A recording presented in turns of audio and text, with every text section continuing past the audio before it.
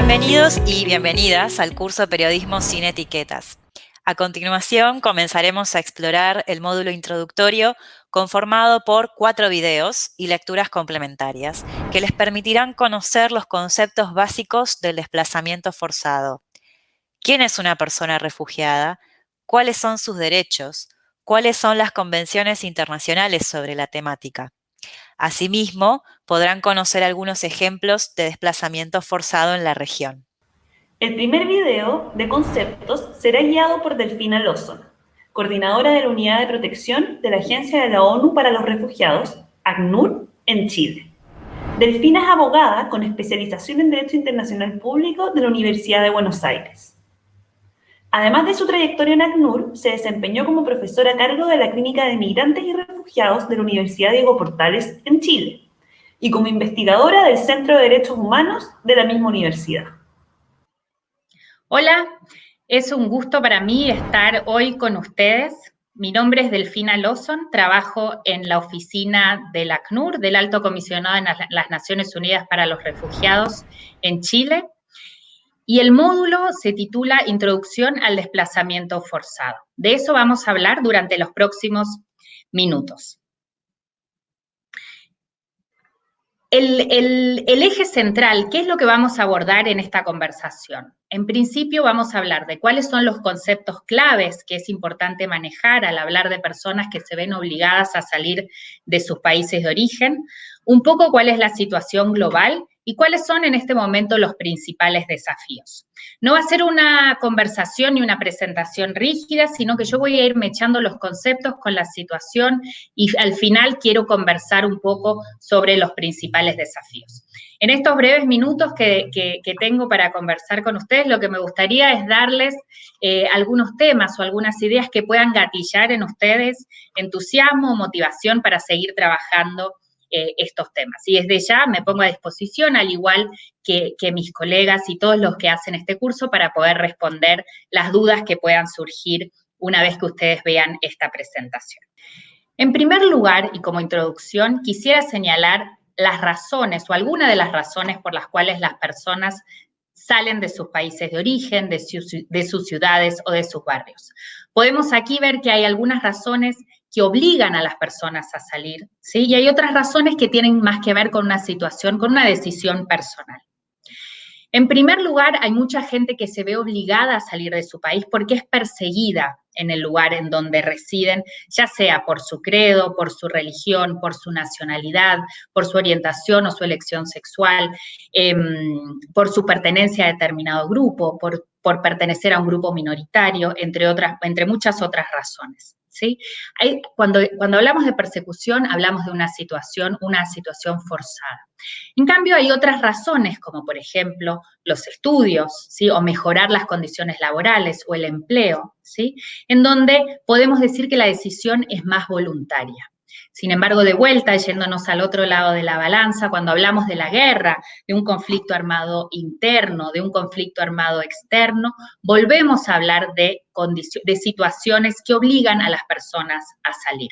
Lo mismo que cuando hablamos de violaciones a los derechos humanos, ¿sí? Entonces, como podemos ver, hay distintas razones que inciden en la decisión de una persona de salir de su país de origen, o de salir o de cruzar, o de cambiar de ciudad o de barrio, ¿sí? Sin embargo, hay algunas que son más forzadas, ¿sí?, que otras. Para dar respuesta a esto, la comunidad internacional, a la situación de las personas que se veían obligadas a salir de sus países, la comunidad internacional en el año 1951, en el siglo pasado, hace ya muchos años, adoptó lo que conocemos como la Convención sobre el Estatuto de las Personas Refugiadas. Como dije, esta convención fue adoptada en el año 1951 para dar respuesta en ese momento a los desplazamientos masivos que se habían producido como consecuencia de la Segunda Guerra Mundial en Europa. Lo que tiene de interesante este instrumento, que sigue vigente hasta el día de hoy y que ha sido ratificado y al cual han adherido más de 145 estados, es que incorpora la definición de una persona refugiada. La Convención de 1951 señala que una persona refugiada es aquella que, debido a fundados temores de ser perseguida por motivos de raza, religión, nacionalidad, pertenencia a determinado grupo social u opiniones políticas, se encuentra fuera del país de su nacionalidad y no puede o no quiere acogerse a la protección de tal país. También incorpora la definición convencional, la definición de la Convención de 1951, la protección para las personas refugiadas apátridas, es decir, para aquellas personas que no son reconocidas como nacional suyo por ningún Estado. Como señalé, esta definición está incorporada en la Convención de 1951, que tenía algunas limitaciones geográficas y temporales, las cuales fueron eliminadas en 1967 con la adopción de un protocolo. Esta convención establece también cuáles son los derechos y las obligaciones de las personas refugiadas, ¿sí? Y cuáles son las obligaciones a las cuales se someten los estados con la adhesión a este instrumento internacional. La Convención de 1951 es el instrumento legal principal más importante a nivel universal en la protección de las personas refugiadas. Y desde ya también es el marco legal para la intervención, para la acción del ACNUR, para la Agencia de Naciones Unidas de los Refugiados. ¿Qué busca una persona refugiada cuando cruza una frontera internacional? Y aquí voy a empezar a desglosar un poco los componentes de esta definición sin entrar en demasiado detalle legal, ¿sí? Pero uno de los elementos principales de un refugiado es haber cruzado una frontera internacional, ¿sí? No permanecen en su propio territorio, en el país en el cual residen, ¿sí? Sino que cruzan la frontera. ¿Por qué? Porque no tienen protección internacional, nacional en el país al cual pertenecen. Entonces se ven obligados a cruzar una frontera buscando protección internacional, es decir, la garantía de sus derechos. ¿Por qué estas personas requieren protección internacional? Porque en su país de origen, de acuerdo a esta definición, se enfrentan a una persecución, ¿sí? Entendiéndose persecución como una vulneración a sus derechos, por un fundado temor, ¿sí? Es decir, esas personas tienen temor, tienen miedo, un elemento subjetivo, ¿sí? Y ese elemento subjetivo tiene que tener un correlato en la realidad, es decir, tiene que existir la posibilidad cierta de que lo que la persona señala haya ocurrido efectivamente en el contexto del cual proviene. Entonces ahí tenemos los otros elementos de la definición.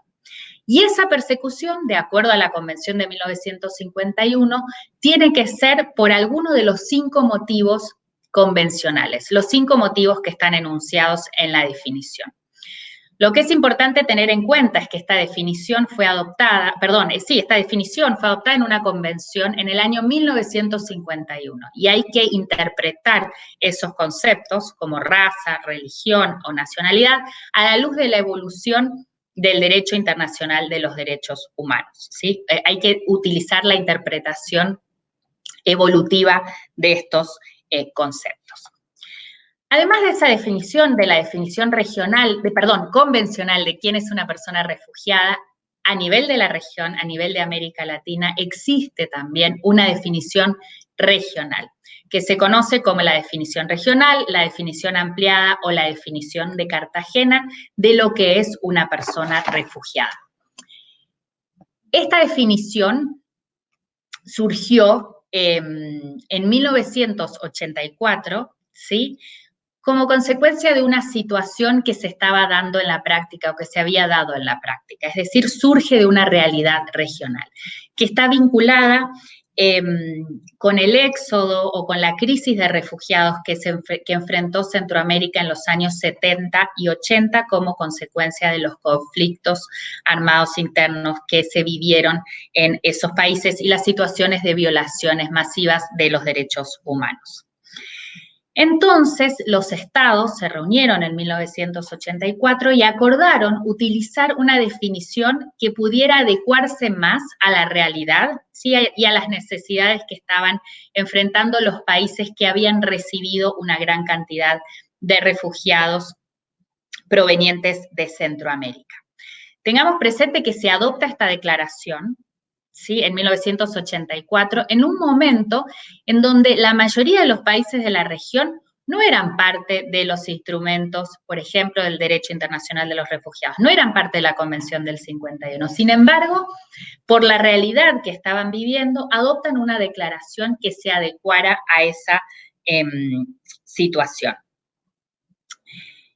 Y se adopta en 1984 en una reunión en Cartagena, ¿sí?, una declaración de Cartagena que va mucho más allá de la definición, sino que también habla de principios y criterios de asistencia y de protección humanitaria de las personas refugiadas y que se habían desplazado en ese momento dentro de los países, y adoptan esta declaración. La declaración posteriormente, ¿sí?, y hasta el día de hoy, ha sido incorporada en la mayoría de las legislaciones de los países de la región.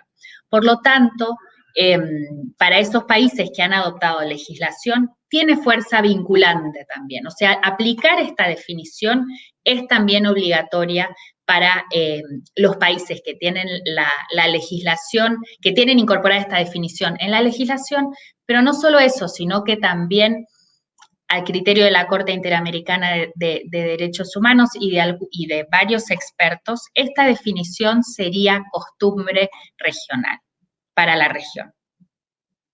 En la Declaración de Cartagena, también en la Convención de 1951, se habla o se señala que la piedra angular del sistema de protección de las personas refugiadas es el principio de no devolución. Una persona refugiada, ya sea dentro de la región por la definición convencional o la definición ampliada, ¿sí?, una persona que reúne los requisitos, busca protección internacional y también busca o tiene derecho a no ser devuelta a su país de origen, porque se entiende que de ser devuelta a su país de origen, su vida, su libertad, su integridad y el ejercicio y goce de los derechos más fundamentales correría riesgo.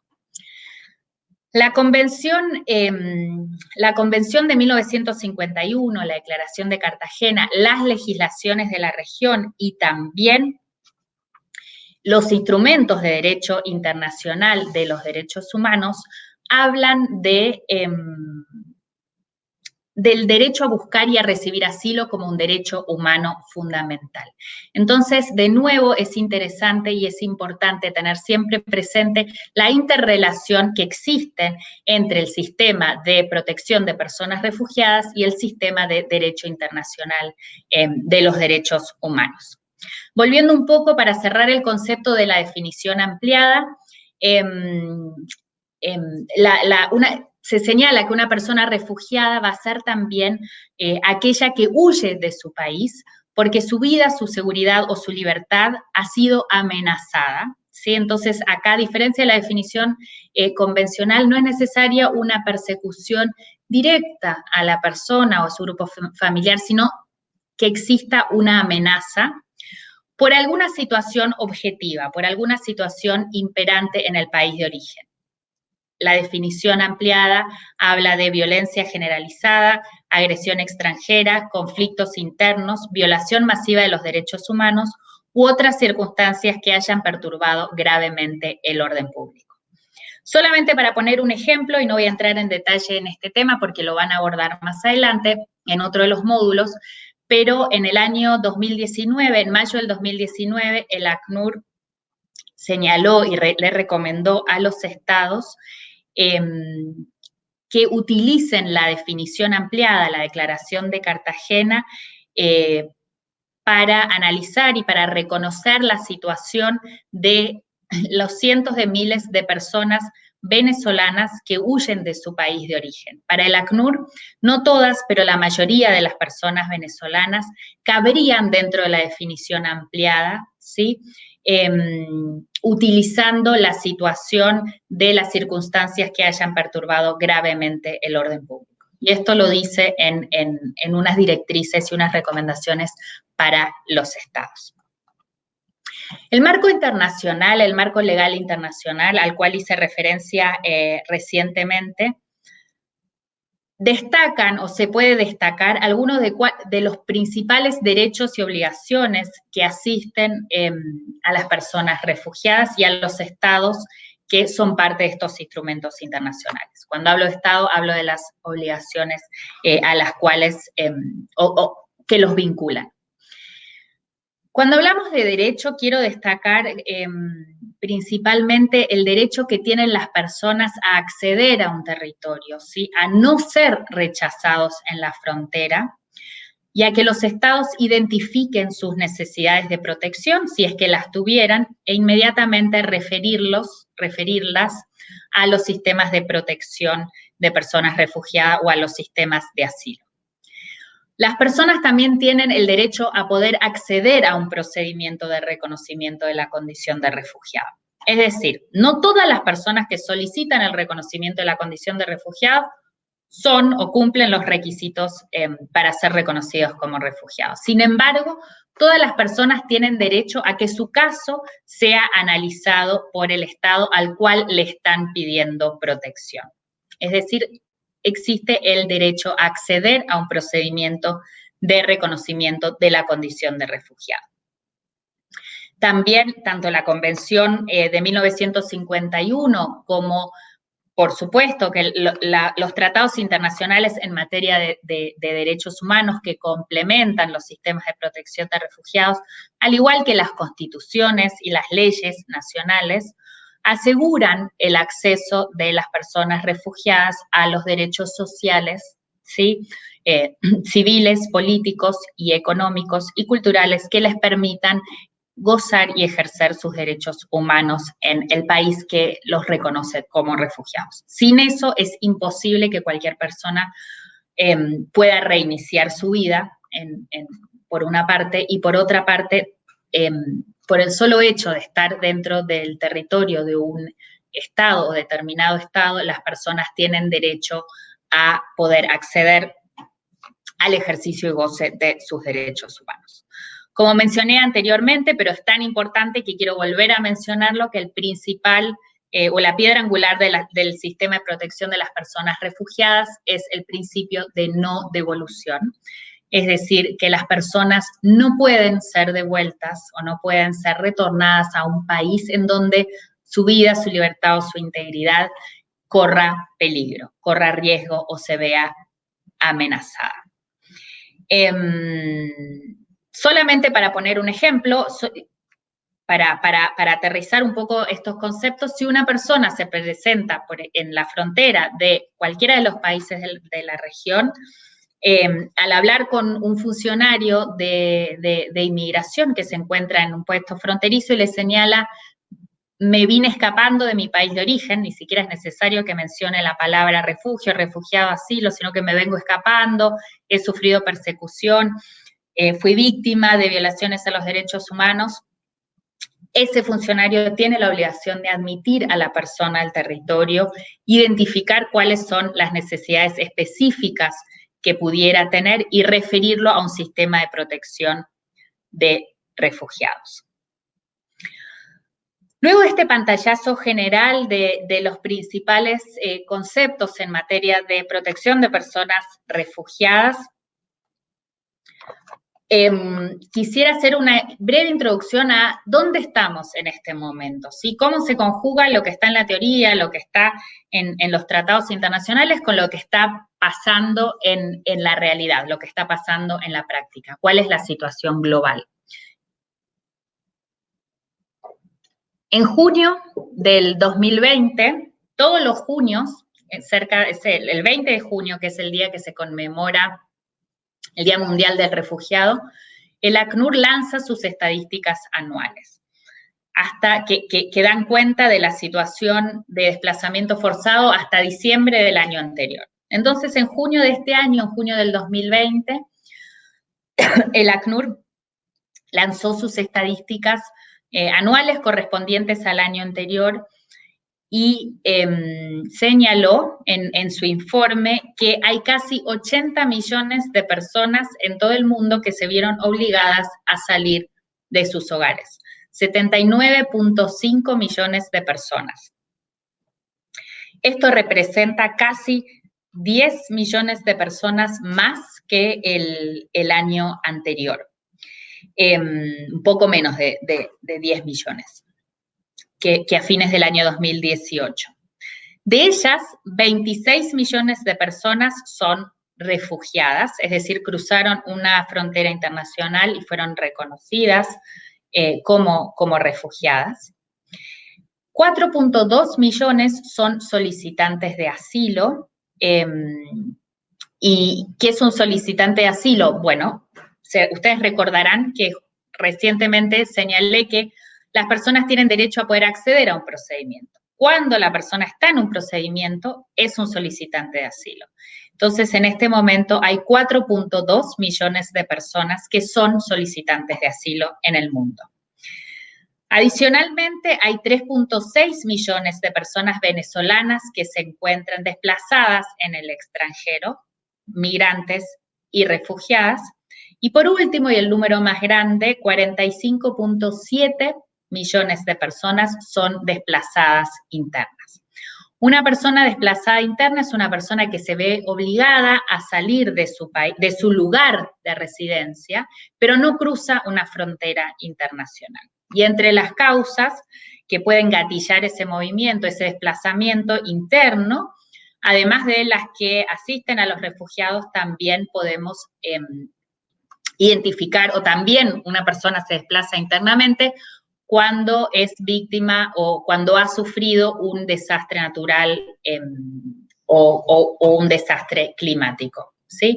Por ejemplo, en el caso de Chile, si una persona sufre en su región un terremoto y pierde todo, pierde su residencia, pierde su lugar donde habitaba y se ve obligada a salir hacia otra ciudad, esa persona también es un desplazado interno. La diferencia, más allá del cruce de frontera, es que para un desplazado interno, quien sigue protegiéndolo es su estado de nacionalidad, mientras que en el caso de los refugiados, la protección la reciben del estado receptor. Entonces, lamentablemente, en este contexto el panorama no es alentador. Hay más personas desplazadas forzosamente este año, o hubo en el fines del 2019, que el año anterior, y siguen creciendo. Adicionalmente, algo que señalaba este año en su informe el alto comisionado de Naciones Unidas para los Refugiados es que se está observando que cada vez más las situaciones de desplazamiento forzado son más extensas, es decir, la persona no puede regresar en un corto plazo a su país de origen o lugar de residencia. De todas estas personas, el 40% son niños, niñas y adolescentes. Y el 73% permanece en el país vecino al país de origen. Por ejemplo, la mayor cantidad de migrantes y refugiados venezolanos o de venezolanos desplazados en el extranjero no llegan a un país lejano o no cruzan un océano, sino que permanecen en Colombia, por ejemplo. Hoy Colombia acoge a 1.8 millones de personas venezolanas. Y en este momento, de las 2 millones de solicitantes de asilo, el lugar o el país en donde principalmente se asientan o están estos solicitantes de asilo, en primer lugar se encuentra Estados Unidos y en segundo lugar, con 259.000, casi 300.000 solicitudes, Perú, en la región, afectado por la situación de personas venezolanas que llegan a Perú pidiendo el reconocimiento como refugiado.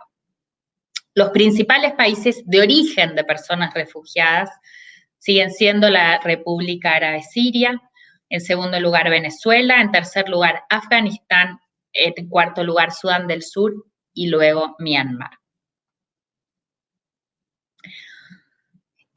Con esto quisiera terminar, un poco habiendo presentado cuál es el marco legal, cuáles son los principales conceptos. ¿Cuál es la situación actual a nivel global? Más adelante van a ver cuál es la situación en la región. Quisiera referirme a estos momentos de crisis, ¿sí? Como un momento necesario, como un momento bisagra para enfrentar los desafíos, ¿sí? Para adoptar nuevos paradigmas, para adoptar nuevos modelos. Quiero traer a colación el Pacto Global de Refugiados, que como saben, se aprobó en el año 2018, en la Asamblea General, en diciembre del 2018. Y el Pacto Global nos invita, o invita a los estados, pero más bien a toda la comunidad, porque promueve un enfoque de toda la comunidad, de toda la sociedad, para poder responder en una manera más efectiva y solidaria a la situación de desplazamiento masivo de personas. El eje central del pacto, pero no solo del pacto, sino de las discusiones que se están teniendo hoy en día frente al desplazamiento forzado, tienen que ver o hablan de la responsabilidad compartida. Como vimos anteriormente, la mayoría de los refugiados o de las personas que buscan protección no se reparten equitativamente entre todos los países del mundo, sino que permanecen en los países vecinos, que en muchas ocasiones son países que se encuentran en vías de desarrollo. Entonces, para estos países, la responsabilidad de poder entregar una solución a millones de personas refugiadas es muy grande, es una responsabilidad muy grande. Entonces, el Pacto Global sobre Refugiados habla de la responsabilidad compartida, es decir, cómo todos los países del mundo pueden hacerse responsables de igual manera de poder brindar una solución para estas personas refugiadas.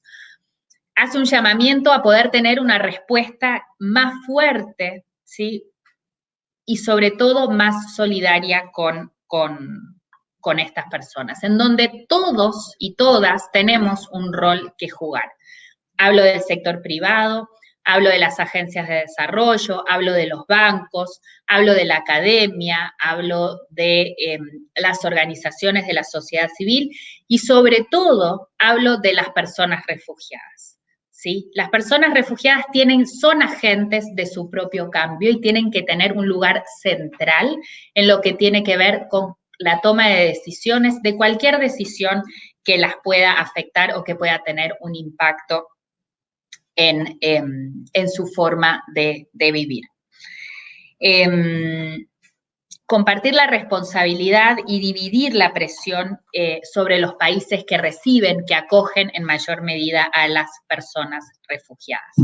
El Pacto Global sobre Refugiados, así como la comunidad internacional, hoy nos hablan de la necesidad de invertir en todo sentido, en el sentido más amplio de la palabra, en las comunidades de acogida de las personas refugiadas. ¿Por qué? Porque eso no solamente va a beneficiar a las personas refugiadas, sino que también a la comunidad local, ¿sí? Y va a fomentar la interacción entre refugiados y población local y mejorar y beneficiarlos a ambos por igual. El Pacto Global sobre Refugiados también habla de la necesidad o la importancia de aumentar la resiliencia de las personas refugiadas, de poder coadyuvar en el alcance de sus medios de vida, colaborar para que puedan ser agentes de su propio desarrollo. Invita, ¿sí?, a hablar de soluciones que sean sostenibles y sustentables. A nivel de la región queda mucho trabajo por hacer, sobre todo ahora, y estos principios del Pacto Global están más vigentes que nunca a la luz de lo que está sucediendo con la pandemia del coronavirus, es decir, la importancia de trabajar todos juntos para poder superar las crisis. Las personas refugiadas, las personas que huyen de sus países de origen, generalmente son las que se ven más afectadas por estas situaciones o estas crisis sanitarias y las crisis económicas que se derivan de la pandemia. ¿Por qué? Porque generalmente tienen menos recursos económicos y recursos, redes a las cuales acudir en el país en el que se encuentran, y no solo eso, sino que muchas veces también tienen empleos inestables, que son los primeros en cortarse con estas situaciones de crisis, desconocen muchas veces o no pueden acceder a la información de prevención y están más expuestas también al contagio y a la vulneración de sus derechos. Entonces, a nivel de la región, hay muchísimo trabajo para hacer y sobre todo creer y considerar que el sistema de protección de las personas refugiadas sigue vigente y tiene que seguir estando vigente porque hay millones de personas que siguen siendo obligadas o que se ven forzadas a salir, a huir de sus países de origen. Sí es necesario adoptar una mirada pragmática, un nuevo modelo de trabajo, un nuevo paradigma, y por qué no hablar también de nuevos sistemas de asilo, nuevos sistemas de protección de las personas refugiadas, con nuevas tecnologías, con nuevas herramientas, tal vez hablar de sistemas simplificados, con más información, con más innovación, y haciendo que estos sistemas sean sostenibles y sustentables. Al igual que todas las soluciones o al igual que todos los planes y medidas y políticas que puedan adoptarse para la protección de las personas refugiadas. Con esto, y creo que ya se me está acabando el tiempo, pero por último, hay muchísimos temas interesantes para abordar. Hay muchos recursos que están disponibles en las redes sociales y en Internet. A solo un clic de distancia, quisiera llamar la atención solamente por el website, el sitio de Internet del ACNUR, el Twitter, que lo pueden seguir, ACNUR Américas, en donde hay mucho material multimedia. Sí, ahí puse, bueno, está el Instagram, están las redes, está el Twitter, perdón, la página de Internet y otra página en donde hay muchos recursos muy valiosos también, publicaciones académicas, informes de los estados, informes de los sistemas internacionales de protección, que es RefWorld, que está en español, entonces la dirección es www.refworld.org.es. Con eso me despido, no me queda nada más que agradecerles por estos minutos en los que me permitieron acompañarlas, decirles hasta pronto y desde ya quedar abierta y dispuesta a responder cualquier consulta o a brindar mayor información. Muchas gracias.